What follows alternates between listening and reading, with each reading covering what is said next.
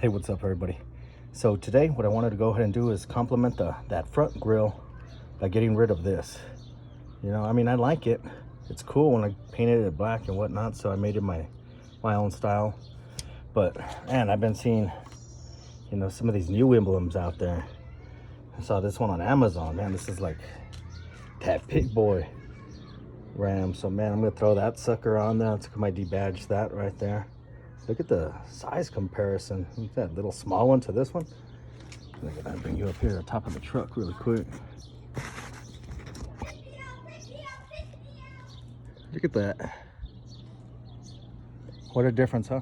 All right, everybody, check it out. So that's how it looks installed and on the truck.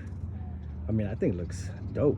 And like I said, it complements the front. That grill's pretty damn clean. Yeah, so hey, thanks everybody for watching. If you like, subscribe. Catch you on the next one. Have a good day.